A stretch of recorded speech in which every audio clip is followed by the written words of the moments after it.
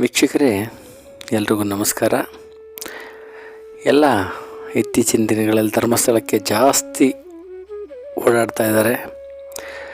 So ಧರ್ಮಸ್ಥಳದ ಆ ಒಂದು ಭಕ್ತಿಯ ಅನುಭೂತಿನೇ ಹಾಗೆ. ಸೊ ನನ್ನ ಇದರಲ್ಲಿ ಧರ್ಮಸ್ಥಳಕ್ಕೆ ಹೋಗ್ಬೇಕಾದ್ರೆ ಒಂದು ಸಣ್ಣ ಟ್ರಿಪ್ ಮಾಡೋಣ. ಫಸ್ಟು ನಾವು ಬೆಂಗಳೂರು ಸೈಡ್ನಿಂದ ಧರ್ಮಸ್ಥಳಕ್ಕೆ ಹೋಗ್ಬೇಕಾದ್ರೆ ಧರ್ಮಸ್ಥಳ 10 ಕಿಲೋಮೀಟ್ರ್ ಐತೆ. ನನಗೆ ಕೊಕ್ಕಡ ಅನ್ನೋ ಒಂದು ಊರು ಸಿಗುತ್ತೆ. ಇಲ್ಲಿ ವೈದ್ಯನಾಥೇಶ್ವರನ ದೇವಾಲಯ ಇದೆ. ಅಲ್ಲಿರುವಂತಹ ಕೊಳದಲ್ಲಿರುವ ನೀರಿಗೆ ಎಂತಹ ರೋಗಗಳನ್ನಾದರೂ ಗುಣಪಡಿಸುವ ಶಕ್ತಿ ಇದೆ. ಅದು ನಿಮ್ಮ ಭಕ್ತಿ ಮತ್ತು ಶ್ರದ್ಧೆಯ ಮೇಲೆ ನಿಂತಿರುತ್ತೆ. ಸೊ ಹಾಗಾಗಿ ತುಂಬ ಪರಿಶುದ್ಧವಾದಂತಹ ಪವಿತ್ರವಾದಂತಹ ಸ್ಥಳ. ಅಲ್ಲಿಗೆ ಭೇಟಿ ನೀಡಿ. ಸೊ ಮತ್ತು ಪ್ರಾಕೃತಿಕವಾಗಿಯೂ ತುಂಬ ಚೆನ್ನಾಗಿದೆ. ವೈದ್ಯನಾಥೇಶ್ವರ ದರ್ಶನ ಕೂಡ ಅಷ್ಟೇ ಚೆನ್ನಾಗಾಗತ್ತೆ. ಸೊ ನೆಕ್ಸ್ಟ್ ಅಲ್ಲಿಂದ ಕೇವಲ ಒಂದು 4-5 ಕಿಲೋಮೀಟ್ರ್ ದೂರದಲ್ಲಿರೋ ಸೌತಡ್ಕ ಗಣಪತಿ, ಬಯಲು ಗಣಪತಿ ಅಂತಲೇ ಫೇಮಸ್ಸಲ್ಲಿ. ಬಯಲಲ್ಲೇ ಆ ಗಣಪತಿಗೆ ಮಳೆ, ಬಿಸಿಲು, ಚಳಿ ಅನ್ನೋದರೆ ಪೂಜೆ ಮಾಡ್ತಾರೆ. ಮತ್ತು ಇಲ್ಲೊಂದು ವಿಶೇಷ ಅಂದರೆ ನೀವೇನೇ ಹರಕೆ ಕಟ್ಕೊಂಡ್ರು ಅದನ್ನು ಗಂಟೆಗಳ ರೂಪದಲ್ಲಿ ತಂದು ಅಲ್ಲಿ ಕಟ್ಟಿ ತೀರಿಸಿಟ್ರಾಯಿತು. ಇಲ್ಲಿ ಪ್ರಸಾದದ ವಿನಿಯೋಗ ಇರ್ತದೆ. ಸೊ ನೀವು ಕೊಕ್ಕಡ ಮುಗಿಸ್ಕೊಂಡು ಇಲ್ಲಿ ಬರೋಷ್ಟರಲ್ಲಿ ಮಧ್ಯಾಹ್ನ ಆಗಿರುತ್ತೆ. ಈ ಸ್ವಾಮಿಯ ದರ್ಶನ ಮಾಡಿಕೊಂಡು ತೃಪ್ತಿಯಾಗಿ ಊಟ ಮಾಡಿ ಆಮೇಲೆ ಧರ್ಮಸ್ಥಳಕ್ಕೆ ಹೋಗೋದು. ಸೊ ನಾರ್ಮಲಿ ಧರ್ಮಸ್ಥಳಕ್ಕೆ ಹೋದ ತಕ್ಷಣ ನಾವು ಫಸ್ಟ್ ಹೋಗೋದು ನೇತ್ರಾವತಿ ನದಿಗೆ. ಅಲ್ಲಿಂದ ಆ ನೇತ್ರಾವತಿಯಲ್ಲಿ ಮಿಂದು ಆ ಮಹಾಮಹಿಮನಾದಂತಹ ಶಿವನನ್ನು, ಮಂಜುನಾಥನನ್ನು ದರ್ಶಿಸೋದು.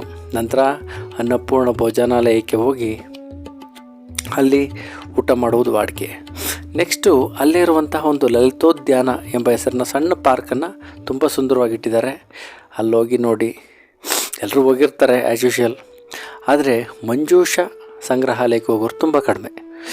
ಅಲ್ಲಿ ಎಷ್ಟೊಂದು ಚೆನ್ನಾಗಿದೆ ಅಂದರೆ ಅದ್ಭುತವಾದ ಸಂಗ್ರಹಗಳಿದೆ. ಹಳೆಯ ತಾಳೆಗರಿಗಳಿಂದ ಹಿಡಿದು 10,000 ರೂಪಾಯಿ ಟೀ ಪುಡಿಯಿಂದ ಹಿಡಿದು ಸಾಕಷ್ಟು ಪೀಠೋಪಕರಣಗಳಿಂದ ಹಿಡಿದು ಹಳೆಯ ತಂಬೂರಿ, ವೀಣೆ, ನಾದ ಇವೆಲ್ಲ ಇದೆ. ನೋಡಲಿಕ್ಕೆ ಕಣ್ಣೆರಡು ಸಾಲದೇನೋ. ಮತ್ತು ನಾವೇನೆಲ್ಲ ನೋಡಿಲ್ವೋ ಅವೆಲ್ಲ ಅಲ್ಲಿ ಸಿಗ್ತದೆ ಅಂತಲೇ ಹೇಳ್ಬೋದು. ಸೊ ನಮ್ಮ ಆಜುಬಾಜುನವ್ರು ಯಾರು ವಿಮಾನ ನೋಡಿಲ್ಲ ಅಂದರೆ ಧರ್ಮಸ್ಥಳದವರು ವಿಮಾನನೂ ಇರಿಸಿದ್ದಾರೆ. ಅದರ ನೆಕ್ಸ್ಟು ಅತ್ಯಂತ ಬ್ಯೂಟಿಫುಲ್ ಕಾರ್ ಮ್ಯೂಸಿಯಂ ಇದೆ. ಅಲ್ಲಿ ಮಹಾತ್ಮ ಗಾಂಧೀಜಿ ಉಪಯೋಗಿಸೋ ಕಾರಿಂದ ಹಿಡಿದು ವಿಷ್ಣುವರ್ಧನ್ರವರು ಉಪಯೋಗಿಸಿರೋ ಕಾರಿನ ತನಕವೂ ಎಲ್ಲ ಕಾರುಗಳನ್ನು ಸುಸ್ಥಿತಿಯಲ್ಲಿ ಅಂದರೆ ಓಡುವ ರೀತಿಯಲ್ಲಿ ಇಟ್ಟಿದ್ದಾರೆ. ಇದು ಬಹಳ ವಿಶೇಷ. ಸೊ ಅಲ್ಲಿಂದ ನೆಕ್ಸ್ಟ್ ನೀವು ಎದುರುಗಡೆ ನೋಡಿದರೆ ದೈತ್ಯಾಕಾರವಾದಂತಹ ಒಂದು ಟೈರ್ನ ಇಟ್ಟಿದ್ದಾರೆ. ಅದು ಸಾಮಾನ್ಯವಾಗಿ ಈ ಗಣಿಗಳಲ್ಲಿ ಉಪಯೋಗಿಸಿದ್ದು. ಅಲ್ಲಿ ನೋಡಿ ಚಿತ್ರದಲ್ಲಿ ಒಬ್ಬ ಮನುಷ್ಯ ಅದರ ಅರ್ಧಕ್ಕಿದ್ದಾನೆ. ಅದರ ಅರ್ಥ ಮಾಡ್ಕೊಳ್ಳಿ ಎಷ್ಟು ಎತ್ತರ ಇದೆ ಅಂತ. ಸೊ ಅಲ್ಲಿಂದ ನೆಕ್ಸ್ಟ್ ಜಮಾ ಉಗ್ರಾಣಕ್ಕೆ ಹೋಗಿ, ಜಮಾ ಉಗ್ರಾಣ ಒಂದು ಅತ್ಯಂತ ಸುಂದರವಾದಂತಹ ಮನೆ. ವಾಸ್ತುಗಂತೂ ಸೂಪರಾಗಿದೆ. ಒಳಗಡೆ ಹೋದರೆ ಒಂದು ಅದ್ಭುತ ಲೋಕವನ್ನೇ ತೆರೆದುಕೊಳ್ಳುತ್ತೆ. ಸೊ ಇದ್ರ ನೆಕ್ಸ್ಟ್ ನೋಡಬೇಕಾದಂತೂ ನಿಮ್ಗೆ ಹೊರಗಡೆಯಿಂದ ನೆಲ್ಯಾಡಿ ಬೀಡು. ಧರ್ಮಸ್ಥಳದ ಮೂಲ ನೆಲೆ ಅಂದರೆ ತಪ್ಪೇನಿಲ್ಲ. ವೀರೇಂದ್ರ ಹೆಗಡೆಯವರ ಪೂರ್ವಜರು ಇಲ್ಲಿಯೇ ನೆಲೆಸಿದ್ದು. ಅವರಿಗೆ ದೈವದ ದರ್ಶನವಾಗಿದ್ದು ಇಲ್ಲೇ. ಆ ಒಂದು ಪ್ರೇರೇಪಿತರಾಗಿ ಇಲ್ಲಿಂದ ಅವರು ದೈವಗಳನ್ನ ಸ್ಥಾಪಿಸಿ ಧರ್ಮಸ್ಥಳ ಅನ್ನೋ ಒಂದು ಊರನ್ನ ಉಂಟು ಮಾಡಿದರು. ಸೊ ಅದ್ರ ಪಕ್ಕದಲ್ಲಿರುವಂತಹ ಚಂದ್ರನಾಥ ಬಸದಿ, ಜೈನ ತೀರ್ಥಂಕರರ ಬಸದಿ, ಅದು ತುಂಬ ಸುಂದರವಾಗಿದೆ. ಅದನ್ನು ನೋಡಿ. ಸೊ ನೆಕ್ಸ್ಟು ಅಣ್ಣಪ್ಪ ಸ್ವಾಮಿ ಬೆಟ್ಟ. ಇಲ್ಲಿ ಹೆಂಗಸರಿಗೆ ಪ್ರವೇಶ ಅಲ್ಲ, ಯಾಕೆ ಅಂತ ನನಗಂತೂ ಗೊತ್ತಿಲ್ಲ. ಅಣ್ಣಪ್ಪ ಸ್ವಾಮಿಯವರೇ ಧರ್ಮಸ್ಥಳದ ಮಂಜುನಾಥನನ್ನು ತಂದು ಸ್ಥಾಪಿಸಿದ್ದು. ಸೊ ಅದರ ನೆಕ್ಸ್ಟು ಗೊಮ್ಮಟಗಿರಿ ಅಂತೂ ತುಂಬ ಸುಂದರವಾಗಿದೆ. ಪ್ರಾಕೃತಿಕವಾಗಿ ಸುತ್ತ ನೋಡೋಕೆ ಹಸಿರಿದೆ. ಅದರಿಂದ ಅದನ್ನು ನೋಡೋದು ತುಂಬ ಖುಷಿಯಾಗುತ್ತೆ ಅಂತಲೇ ಹೇಳ್ಬೋದು.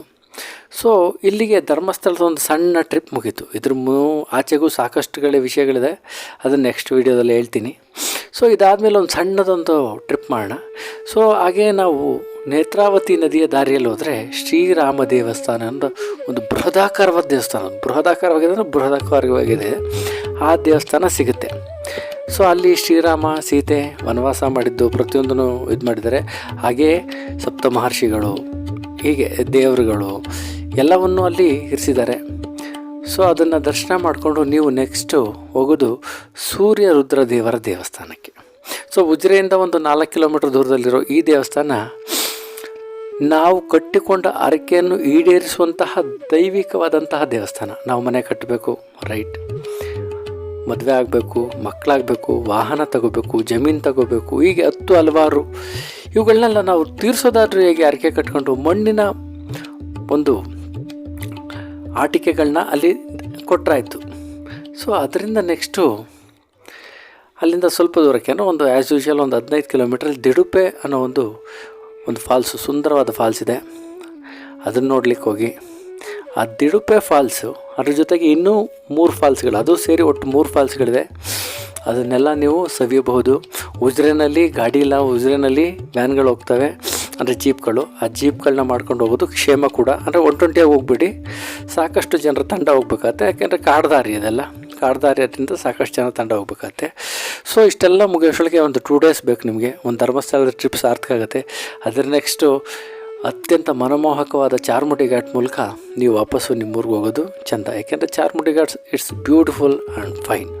ಇಷ್ಟು ಹೇಳ್ತಾ ನಾನು ವಿಡಿಯೋನ ಮುಗಿಸ್ತಾ ಇದ್ದೀನಿ. ನಿಮ್ಮೆಲ್ರಿಗೂ ಶುಭವಾಗಲಿ, ಸದಾ ಖುಷಿಯಾಗಿರಿ. Thank you.